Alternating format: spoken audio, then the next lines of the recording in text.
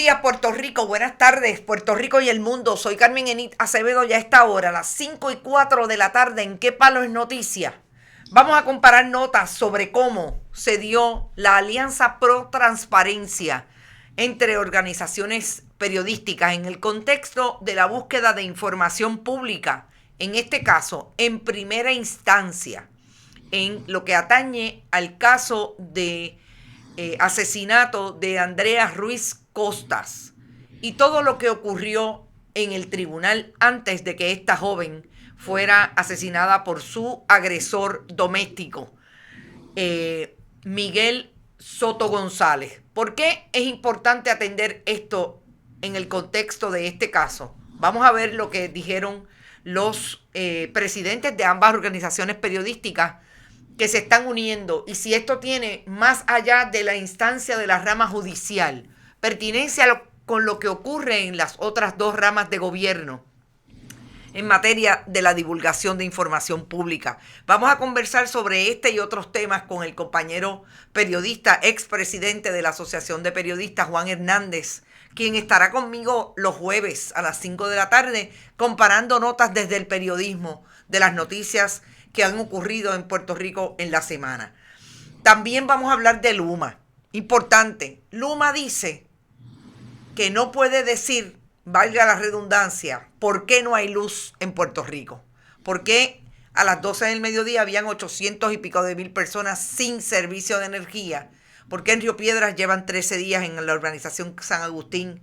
¿Por qué hay a esta hora sobre 500,000 personas sin servicio de energía? Y como siempre, compartan. Vamos a bonitasradio.net porque allí usted puede donar a través de PayPal y tarjetas de crédito.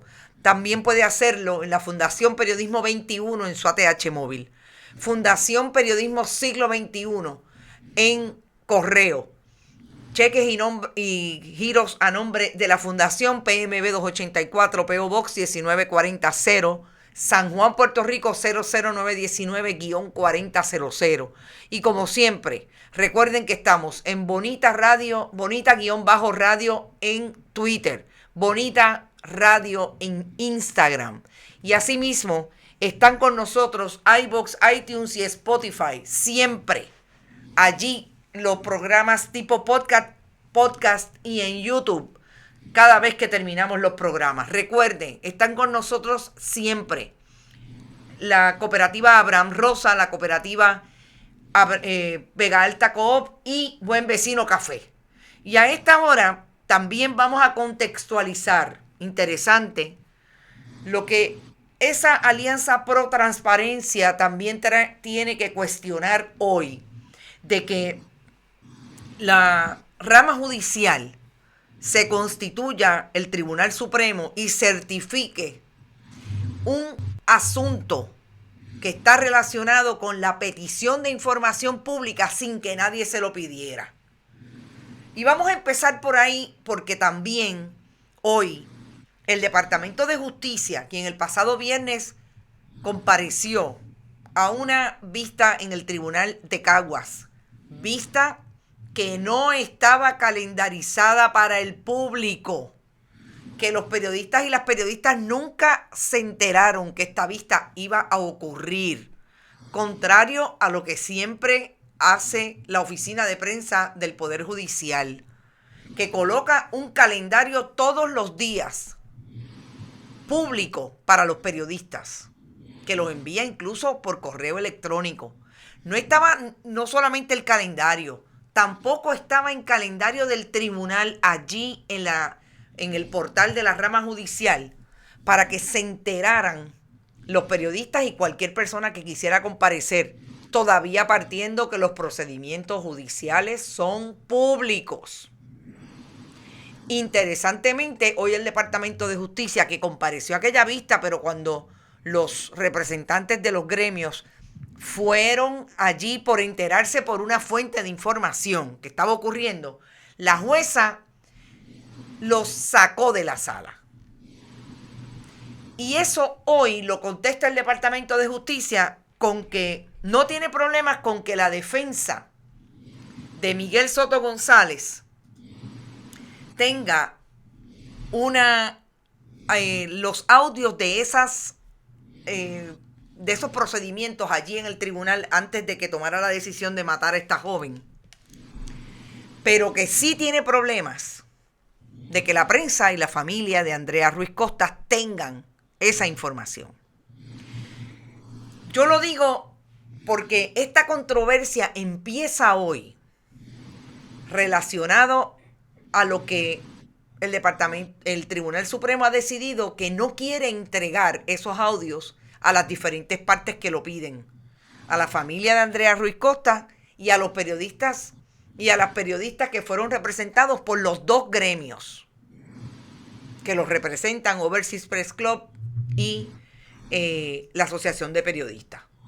Vamos a hablar con el compañero Juan Hernández sobre lo que está pasando y la Alianza Pro Transparencia. Juan, bienvenido a Bonita Radio como siempre y buenas tardes. Buenas tardes, Carmen, y buenas tardes al público que nos escucha aquí y Allende los Mares.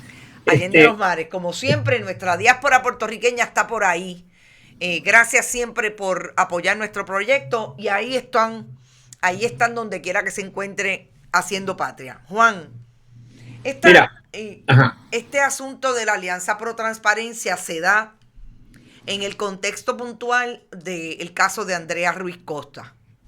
Nuestro planteamiento al liderato de los gremios o del gremio, Luis Guardiola por un lado por el OPC, Damaris Suárez por parte de la Asociación de Periodistas, fue precisamente que parecería que lo último que ocurre en el escenario del acceso a la información ocurre en el contexto de este caso, donde hay una persona muerta a partir de unas incidencias que se dan en los tribunales un mes y pocos días antes de que este asesinato ocurriera. Mi pregunta va dirigida, y yo quisiera que tú me dieras tu opinión, a que la rama judicial se constituye como tercera rama para interpretar lo que hacen las otras dos ramas.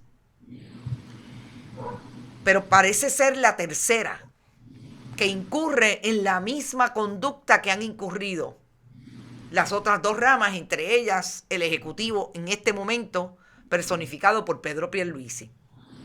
Ahí está la información que diariamente tenemos que establecer de que el gobierno de Puerto Rico no nos da información. Ahí está lo que hace la legislatura de Puerto Rico a través de sus relacionistas públicos.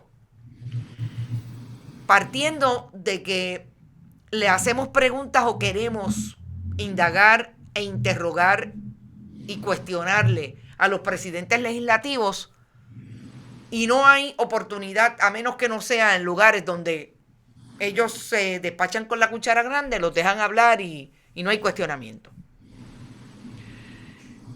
¿Tú cómo ves el hecho de que los dos gremios hayan atendido en primer lugar al asunto de la rama judicial con relación al caso de Andrea Ruiz Costa y la posibilidad, como dijo Damaris Suárez, de que esto sea un junte permanente para ir a denunciar lo que en efecto ya es política de los gobiernos de turno?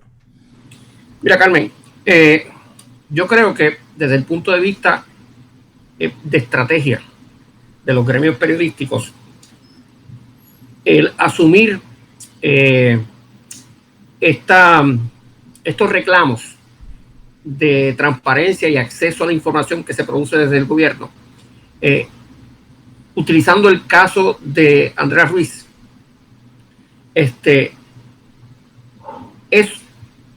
la mejor de las posibles estrategias. ¿Por qué? Porque este es un caso que es difícil de no provocar, levantar pasiones, porque nadie puede estar de acuerdo con que una persona que acude a un tribunal vaya por lana y salga trasquilado. Es decir, que esa mujer fue buscando ayuda y la matan en ese proceso de buscar ayuda y no conseguirla, ¿no? Así que se cae de la mata. Es que este es un caso que es simpático, no solamente para los periodistas, sino para el público en general. Ahora bien, en el caso particular de cómo es que la rama judicial ha manejado este asunto después del hecho mismo, después del asesinato, queda claro que la rama judicial, que en otras circunstancias había sido considerada como la rama de gobierno que estaba por encima de las cosas de la corrupción cruda, de los favoritismos y las protecciones de unos y otros, ¿no? El famoso concepto de aquel legislador de antaño de hoy por ti, mañana por mí, pues queda demostrado que la rama judicial es idéntica, igualita a esas otras dos ramas de gobierno, el legislativo y el ejecutivo, en su ejecución de su compromiso, de su obligación de ofrecer información de carácter público. Me explico. El Tribunal Supremo de Puerto Rico intervino de manera indebida, yo no me atrevo a decir que ilegal porque no soy abogado, pero de manera indebida en un caso en donde las asociaciones periodísticas pedían al tribunal de instancia que liberara esa información, que son las grabaciones que bueno, ahora es un poco pro forma en la medida en que han sido divulgadas por otras vías, ¿no? Pero es importante establecer el precedente. Pedía que se considerara esa petición, y el Tribunal Supremo le sacó de las manos al Tribunal de Instancia, sin que nadie se lo pidiera, ese caso, y decidió de manera, diría mi difunto padre, a los sucusumucu, decidió que no le vamos a dar nada, y se acabó, porque estamos protegiendo a las víctimas de violencia machista y de violencia doméstica. ¿De cuándo acá, si ya es tarde para ablandar grano, como seguiría diciendo don Johnny, ya es tarde para ablandar grano? A esa mujer la asesinaron, que puede haber sido, y no voy a entrar a participar de una postura o la otra, que pudo haber sido por negligencia institucional, como por un accidente histórico. El dato cierto e innegable es que la mujer ya no respira, no existe, no hay a nadie a quien proteger. Y excepto desde la perspectiva del tribunal, al juez o a la jueza que intervino en ese caso. Déjame decir algo aquí que es importante que también tomemos nota. En efecto, el Tribunal Supremo hizo algo bajo una de los incisos del reglamento del tribunal, que es la famosa ley regla 50, que tiene que ver con la certificación que hace el Tribunal Supremo de una causa. Lo que pasa es que eso es una certificación en ese sentido, sacar el caso del tribunal donde esté, puede haber sido instancia como puede haber sido apelativo, tiene específicamente un planteamiento del tiempo. Es decir, si los jueces del Tribunal Supremo entendieran que no hay tiempo que perder porque el daño que se pueda estar haciendo puede quedar académico a consecuencia de ese término, entonces es que el tribunal certifica para llevárselo y resolver la controversia constitucional.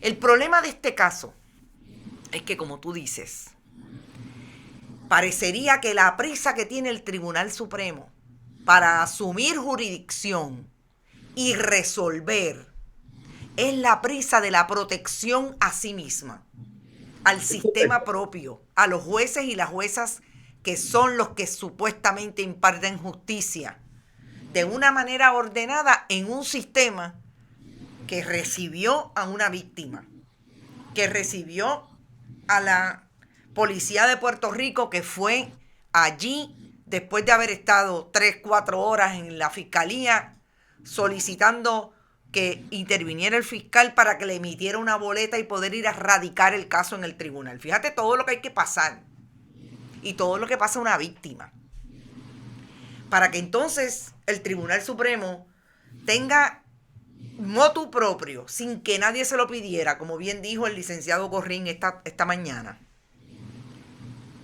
que certificara, se lo llevara para el tribunal y resolviera que no. El problema que tiene esto es que no solamente es defectuoso, Defectuoso en el contexto de la ley de violencia doméstica. Habla de confidencialidad, pero es para proteger a la víctima. Como tú bien dices, aquí ya no hay víctima.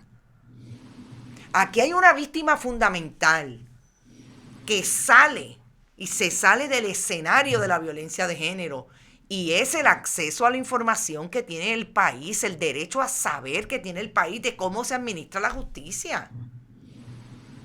Dicho eso, quería aclarar el asunto de la regla 50, porque entonces mañana alguien te dice, no, se ve que tú no eres abogado, la regla 50 existe. Claro, yo quería traer el dato de que la regla 50 existe en un contexto particular y tiene que ver con los términos y la prisa que podríamos tener, en este caso podría tener el tribunal de resolver, porque la controversia se pudiera haber tornado académica. Aquí no hay nada académico.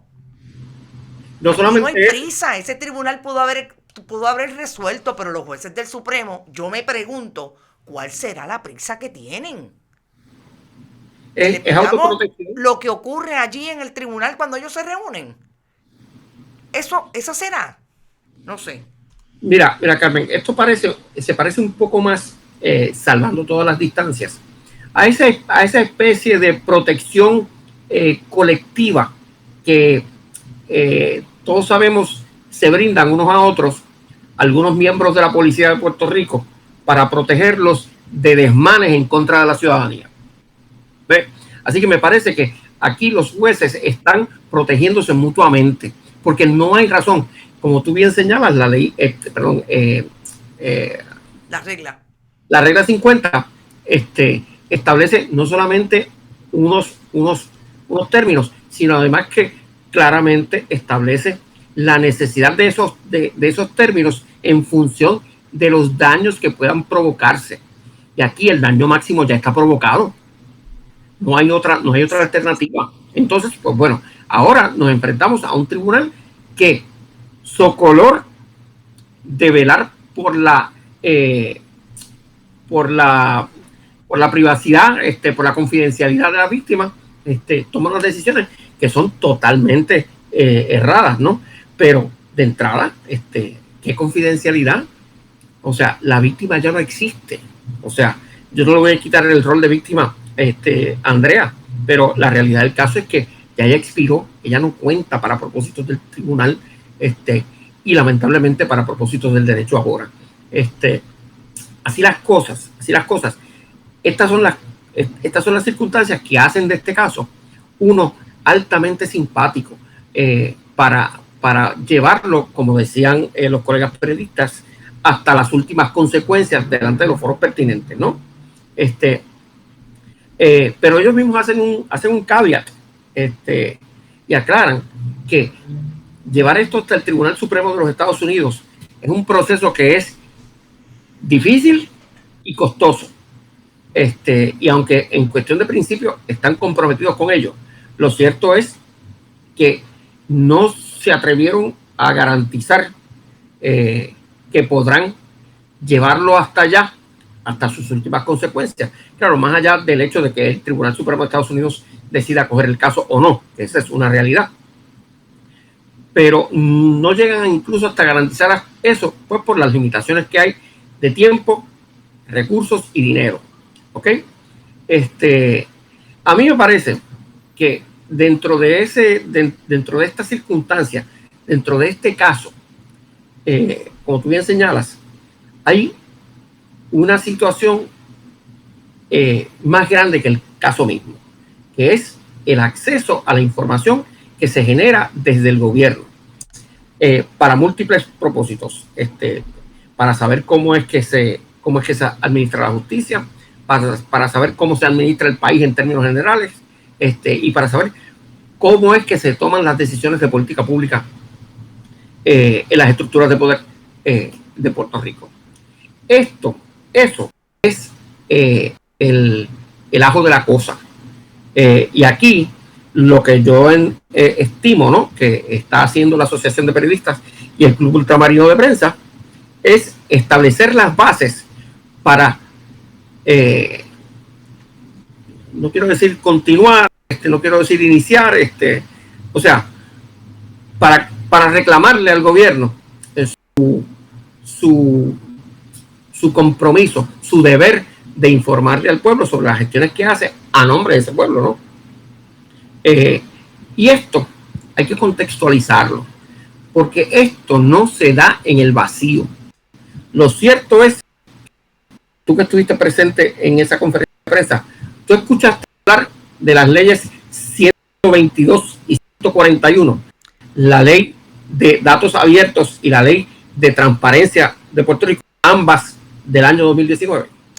No, definitivamente ahí hay un contexto que nosotros lo hemos traído antes, en esta misma discusión de por qué se dieron y sobre la base de qué se dan las decisiones del tribunal, y sobre todo cómo se justifican los diferentes representantes del Ejecutivo, entre otros, porque son los más que hemos tenido que citar, y más que yo.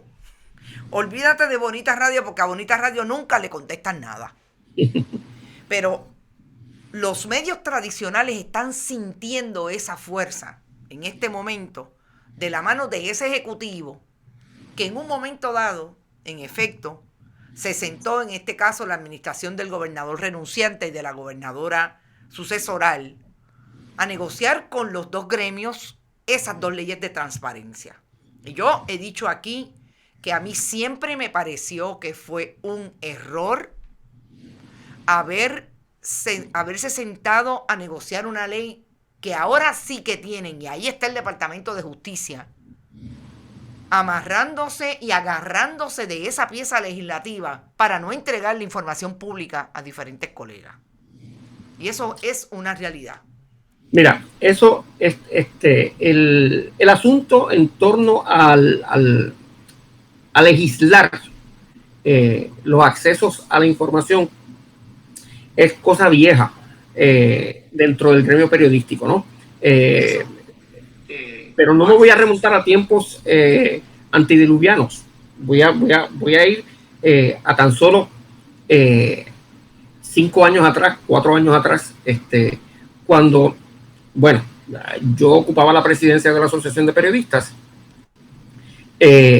y la administración del entonces recién inaugurado gobernador de Puerto Rico, Ricardo Rosselló, se acerca a la Asociación de Periodistas para hablar de la pertinencia de legislar el acceso a la información. De entrada,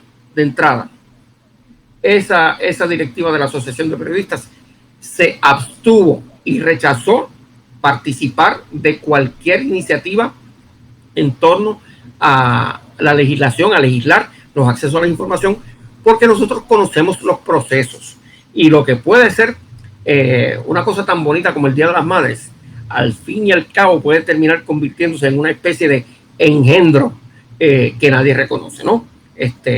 Nada mejor para crear un avión con 3 alas, como darle el proyecto a un cuerpo legislativo. Así las cosas, la Asociación de Periodistas se negó y rechazó toda iniciativa de legislar el acceso a la información, pues porque tales leyes de ninguna manera garantizan que los periodistas vayan a tener acceso a la información que solicitan. ¿Por qué? Digamos que tú o yo vamos a la agencia X. Mira, vamos al Departamento de Obras Públicas porque queremos saber lo que costó el embreado de una carretera. Y lo que me van a decir es que no te vamos a dar eso por las razones que sean. Y me dan una excusa barata. Inmediatamente yo voy al tribunal y cuando emplazamos a la parte, al Departamento de Transportación y Obras Públicas, ¿qué es lo que sucede? El tribunal le dice, departamento, demuestre razón por la cual usted no deba entregar la información solicitada. Mira, existe, si ese fuera el caso, una ley que lo obliga a entregar la información y se acabó. Pero no, porque el derecho es rogado. Y entonces, aun cuando exista la ley, vamos a terminar en los tribunales litigando esta situación. Por eso es que la Asociación de Periodistas se negaba a participar de esos procesos. ¿Qué sucede? A medio camino de la administración del gobernador Rosselló, se dan unas cosas al interior de la Asociación de Periodistas, cambia la directiva, cambia la cosa, y por acción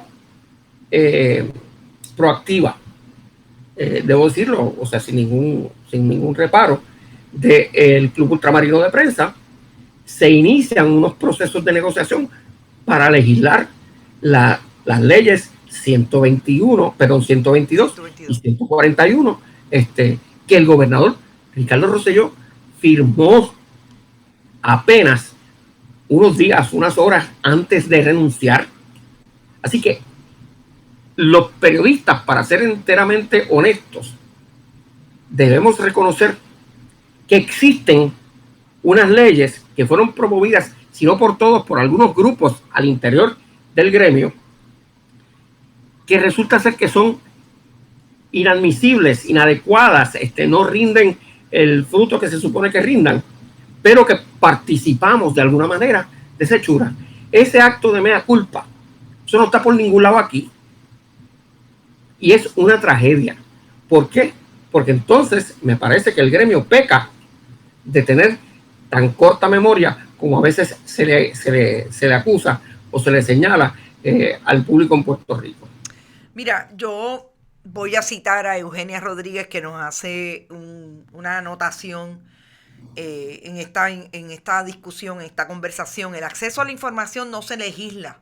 Cuando se legisle, ponemos en riesgo la democracia y el poder y derecho del pueblo a estar informado.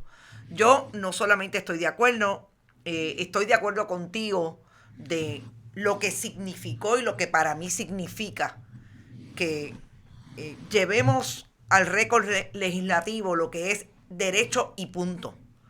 Antes llevábamos los casos y no había un argumento amparado en ley alguna. En la ley magna, en la Constitución de Puerto Rico, que establece que es el deber de un gobierno, de las 3 ramas de gobierno. Interesante se va a poner la controversia con relación a estos audios, porque estamos hablando de la rama judicial, la que interpreta a las otras 2. Es público y punto. El pueblo tiene derecho a saber. Pero en este caso, yo voy a diferir de alguna manera en un punto cuando hablas de lo simpático o no que pueda ser un caso. Yo creo que independientemente del contexto puntual de que se da este reclamo de las 2 organizaciones de prensa, hay un asunto específico que tiene que ver con lo que está diciendo el tribunal, que no le asiste derecho, o por lo menos no le asiste razón. No le asiste razón, y tiene que ver con el asunto de la confidencialidad. Allí estuvieron los abogados y abogadas que están manejando de alguna manera la estrategia legal, el licenciado Efraín Rivera, la licenciada Esther Vicente, el licenciado Gorrín, Rafael González por parte de la ASPRO, y plantean además algo que a mí me parece súper importante, Juan, y es esa, decía yo en algún momento, esa prisa del tribunal, por un lado, y por otro lado, de incluso ir contra su propia historia en términos del acceso a la información pública. No olvidemos que este es el mismo tribunal o parecido, porque también tengo que decir aquí, la regla 50 sufrió una enmienda cuando entró la mayoría del Tribunal Supremo. O sea, vamos a hablar... Cuando tú dices la mayoría, te refieres a la mayoría ideológica del Tribunal Supremo. Mayoría ideológica del Tribunal Supremo. Estamos hablando del caucus del PNP en el Tribunal Supremo, que son los que quieren y han intentado dirigir administrativamente ese tribunal, por entender que ellos son mayoría. No olvidemos que esto tiene que estar aquí. O sea, estamos hablando de cómo el poder político del Partido Nuevo Progresista, a través del tribunal y de la rama judicial, está intentando imponer su criterio en términos del acceso a la información pública, con una diferencia fundamental, de que cuando no se trataba de los jueces ni de la judicatura, era un derecho fundamental. Ahora que se trata de cómo es que ellos administran la justicia, entonces hay que ponerle trabas a que se les dé la información pública. En Bayamón le llamamos a eso, después de que le ves los testículos al can. Exacto. Pues tú dices, no, pero espérate, que es otra cosa. Exacto, esto es otra cosa. Una cosa es una cosa y otra cosa es otra cosa, como diría aquel vicepresidente del Senado. Pero además de eso, yo quisiera confrontarte con algo que fue mi última pregunta y quisiera saber cómo tú lo ves. Y tiene que ver con lo que yo entiendo es importante para el país, desde la persona con menos recursos hasta la persona con mayor recursos. Si la gente que quiere este país quiere un país, además de democrático, que tenga impulso de desarrollo económico, que tenga una democracia que, aunque sabemos que no son perfectas, como no son perfectos ningún otro sistema, haya un país que la transparencia sea fundamental para todos, para todas esos grupos. Y yo creo que a una empresa privada, y lo voy a poner desde el punto de vista de lo que saben y conocen los medios de comunicación que manejan desde el punto de vista tradicional una fórmula económica alrededor de sus departamentos de noticias, alrededor de todos los productos que tienen, que se vinculan a ese medio de producción de información. Le conviene a la empresa privada puertorriqueña tener un país donde se cuestione la transparencia desde cualquier punto, desde el ejecutivo, desde el legislativo, hasta del judicial. ¿A quién le conviene tener un país donde se puede establecer que aquí se chanchulla todo para que la gente no sepa lo que está pasando en el país? Te pregunto. Mira, eso le conviene a todo el país. A todo el país nos conviene saber, pero claro, saber desde la formalidad, porque de alguna manera nosotros ya sabemos de manera empírica qué es lo que está ocurriendo, ¿no? Pero saber con certeza, con conocimiento de causa, ¿no? Pero sabemos que aquí hay otros intereses que están corriendo, ¿ok? Y son intereses que incluso alcanzan hasta los medios de comunicación del país. ¿Por qué?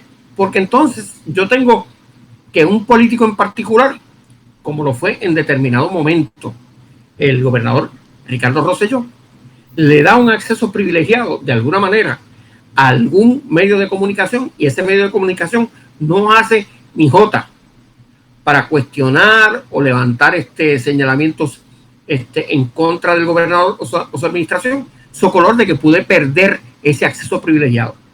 ¿Y de cuándo acá tú vas a subordinar tu responsabilidad social al rating? Exacto. No, eso no debe pasar. Que si descargas tu responsabilidad, hemos de suponer que vas a tener rating. Pues mira, claro que sí, que bueno, ¿ok? Pero una cosa no puede estar subordinada a la otra. Y eso es lo que ha venido pasando acá en términos de los medios de comunicación. Y en términos de lo que es las operaciones del sector privado, olvídate de los peces de colores. Ahí tienes las leyes 120 y 122, que dan unos beneficios a los llamados inversionistas extranjeros que nadie sabe quiénes son, porque no sabemos, no quieren dar la información sobre esos beneficios que les están concediendo, ¿no? Y así otra cantidad de cosas en torno a las privatizaciones famosas, que socolor de proteger los secretos de la industria, tú no puedes tener información sobre ellas, los medios no pueden tener información sobre ellas. Mire, señores, si usted quiere hacer negocios con el gobierno, usted tiene que abrirse como un libro y se acabó, porque quiere hacer negocio con el gobierno. ¿No quiere hacer negocio con el gobierno? Bueno, pues entonces usted conserva su privacidad, todo lo que usted quiera. Pero si en el momento en que usted quiera hacer negocios con el Estado, con el gobierno de Puerto Rico, con el pueblo de Puerto Rico, usted tiene que ser un libro abierto. Pero eso no pasa aquí. Eso no pasa aquí. Y entonces debemos recurrir en el mejor de los casos, ¿no? A la prensa, para que ayude al país, nos ayude en términos generales a entender o a saber lo que está pasando. Mira, y la realidad del caso es que los periodistas más avanzados, los que saben, consiguen la información. Claro, esto no puede ser óbice para decir, bueno, olvídate de eso, que no, la vamos a conseguir como quiera. No, ellos están en obligación de brindarla. Pero demostrado está, ahí Noticel consiguió las grabaciones por fuentes que no ha revelado, pero qué bueno. Claro. Eso es de lo que se trata. Entonces, ¿por qué vamos a depender, a conceder, a colaborar con la hechura de una legislación para acceder a la información? No, mira, se lo decía yo al entonces gobernador en una reunión que tuvimos, cuando él me pregunta ¿y cuál sería la mejor legislación de acceso a la información que usted preferiría?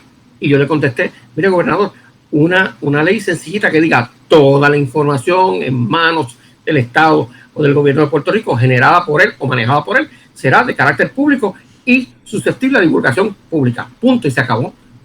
Olvídate tú de las sutilezas, de las excepciones, ¿ok? Esas se verán sobre la marcha. Pero claro, ni siquiera aún así podríamos esperar que el gobierno rindiera toda esa información, porque en el ejemplo que cité antes, ¿no?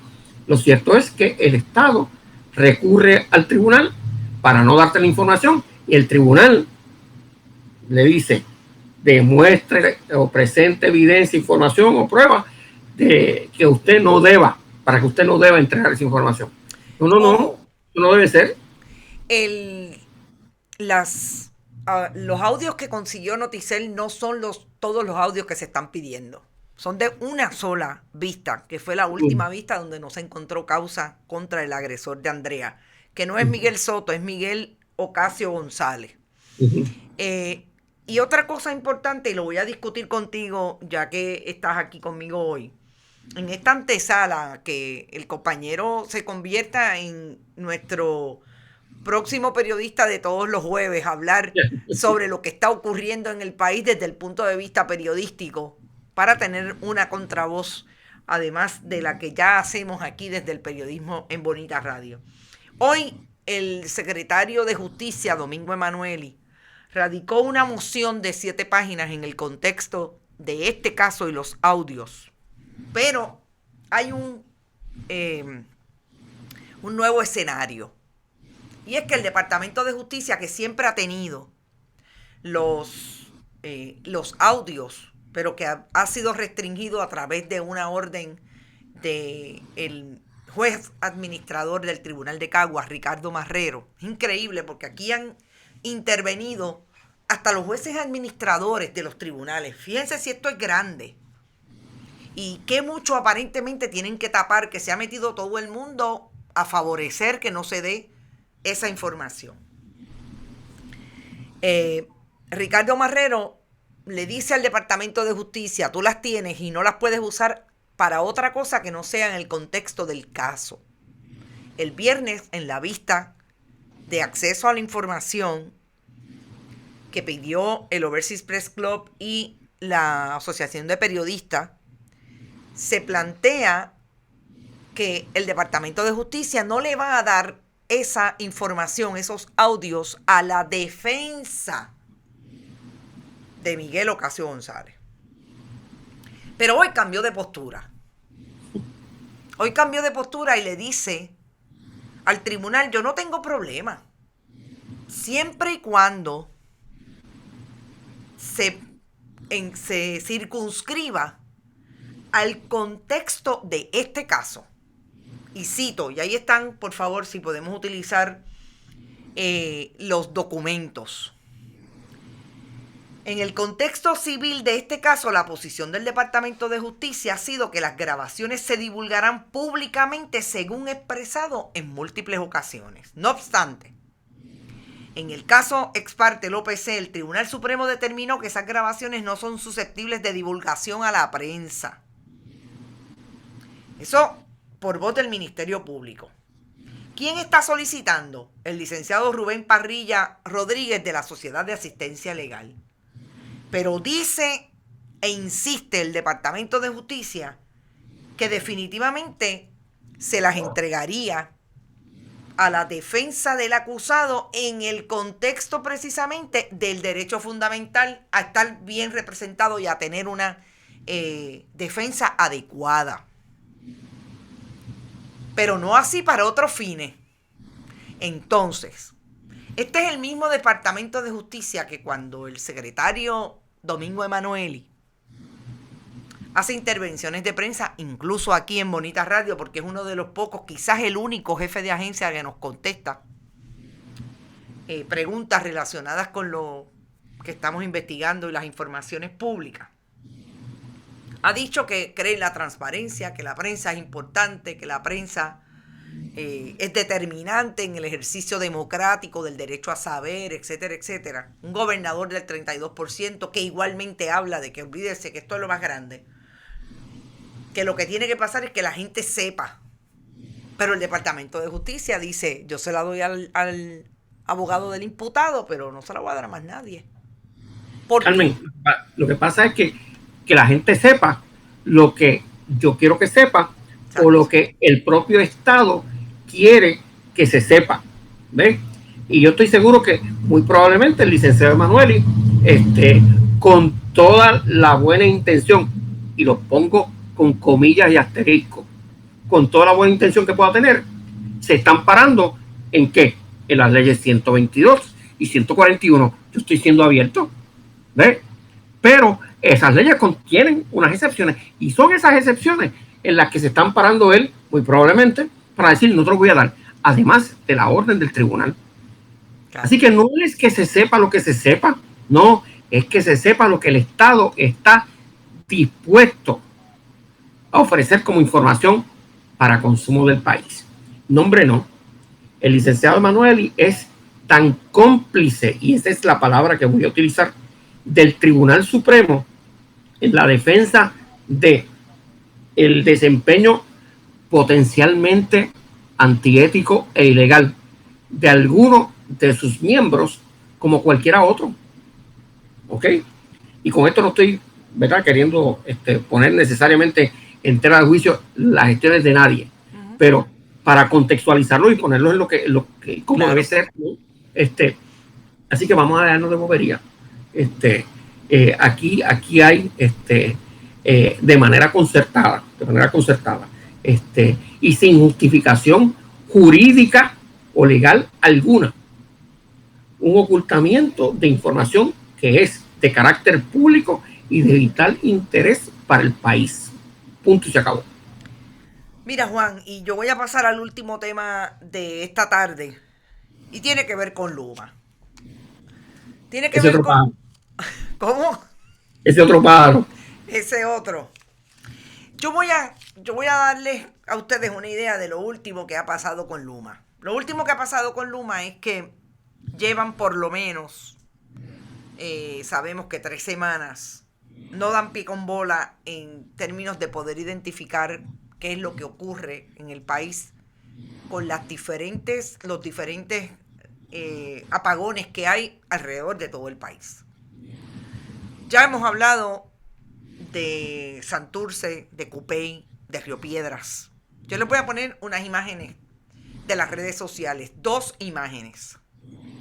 Y son imágenes relacionadas a lo que la gente está diciendo a través de las redes, en este caso está en la red social Facebook, de el tiempo que llevan sin servicio de energía. Carretera 105, kilómetro 6.2, 11 días en Tres Caminos, Mayagüez, sin servicio de energía. Hay una segunda que tiene que ver, solamente tenemos esa, no te envié la segunda. Hay una segunda que está colocada, en la red social de Twitter, que tiene que ver con lo que siempre decimos es la creatividad del país al servicio de la denuncia, que plantea que no se atreven a encender el blower para no quedarse sin Luma. Específicamente, me da miedo usar el ascensor y que se vaya la Luma. Eso es lo que piensa la gente. Pero lo más grande que pasó hoy es que José Otero, ese director de operaciones que aparentemente es la persona que van a poner de portavoz del privatizador Luma, ha dicho que no sabe por qué no hay servicio de energía. Juan, yo había escuchado de todo. Yo había escuchado que la insistencia de Luma en decir que el problema es que la red está frágil. Pero que el jefe de operaciones no sepa por qué no hay servicio de energía. Mira, esto de nuevo se cae de la mata. Este señor, ¿cuál es el apellido? ¿José qué? Otero. José Otero es un ex empleado de la Autoridad de Energía Eléctrica y ocupaba unas posiciones de liderazgo dentro de esa corporación pública. Así que él no es un advenedizo que llega hace 3 semanas al sistema de electricidad del país. Él sabe lo que se cocina dentro de esa olla.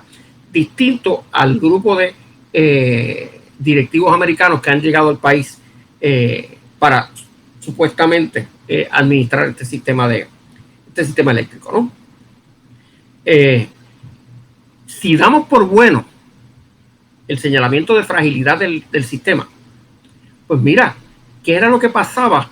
Que los empleados regulares de la Autoridad de Energía Eléctrica hasta mayo mantenían trabajando el sistema con sus apagones ciertamente regulares, pero que aparentemente nunca llegaban a los cientos de miles de hogares sin luz. Algo está pasando. Y a mí me parece que, ¿verdad? Esto bien puede deberse a la falta de personal capacitado para trabajar con un sistema que yo debo reconocer que es obsoleto, que es anticuado, etcétera, ¿no? Pero que quien trabaja con esas cosas sabe cómo, quien trabaja con un carro viejo, sabe cómo es que hay que tratar el carrito para que siga caminando, ¿no? Y ese no es el caso que tiene Luma aquí ahora, porque pues Luma se puede jactar diciendo que tiene tantos empleados que absorbió de la Autoridad de Energía Eléctrica, pero evidentemente no los absorbió donde tenía que absorberlo. Y entonces está trayendo personal de Estados Unidos que no tiene ni idea de cómo es que se manejan estos equipos, por lo anticuado de los equipos, ¿verdad? Y por las condiciones en términos en inglés sería disrepair, en que está el sistema, ¿no? Pero bueno, esto también pudiera interpretarse como una estrategia para echarle la culpa a los empleados, a los ex empleados de la corporación pública, a los afiliados a Lutiel. Yo no sé qué es lo que está pasando.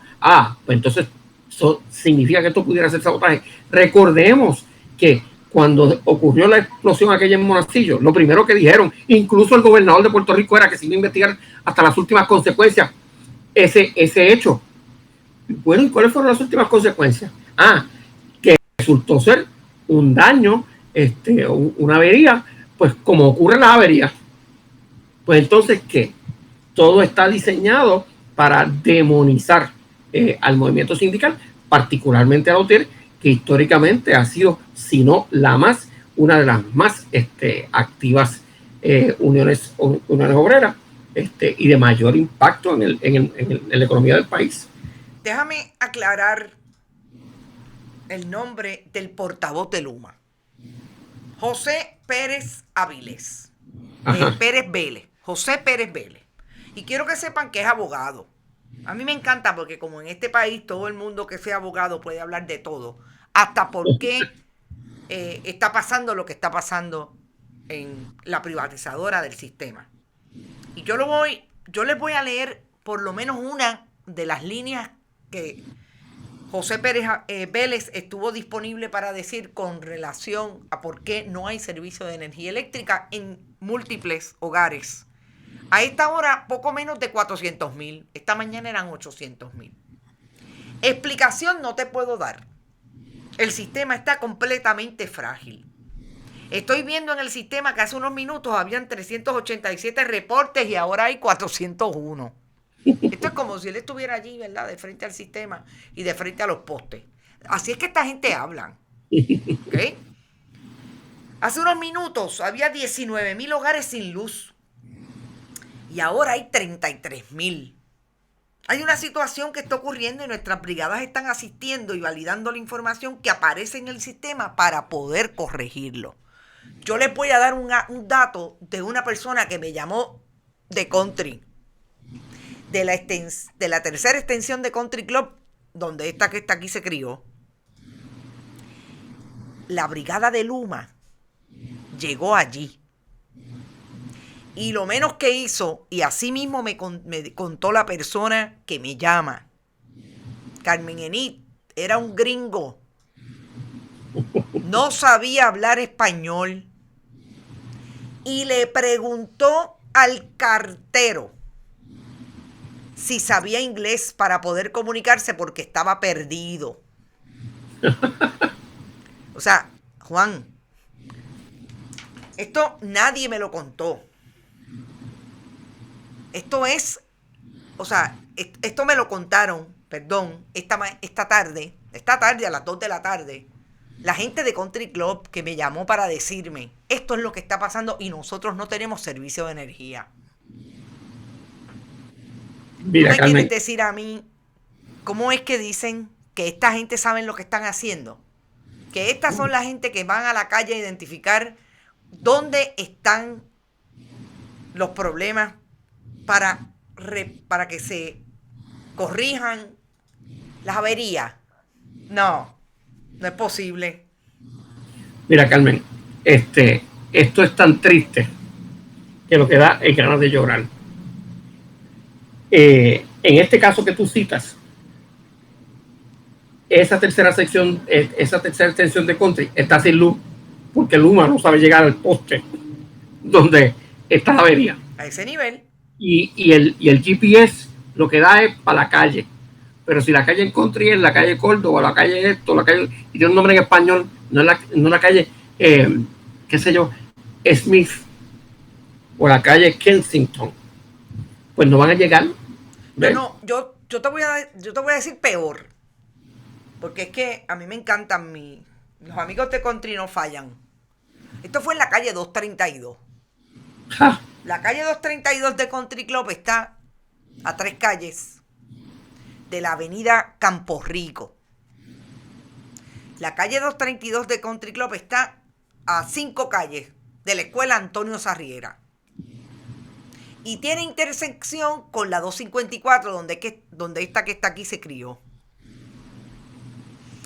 Allí hay cemento en bruto. Antes había más árboles. Pero ¿saben qué? El problema del GPS es tan sencillo como que quien no conozca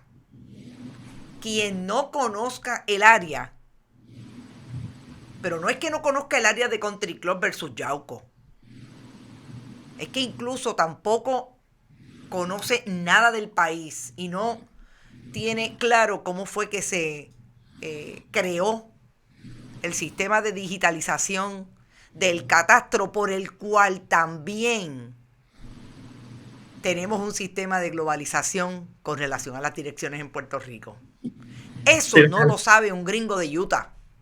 O sea, Carmen, y encima de todo esto, el GPS boricua, que es que tú llegaste al liquor store de la esquina y te para y le dice, mira mi hermano, yo estoy buscando la escuela esta, ¿por dónde es?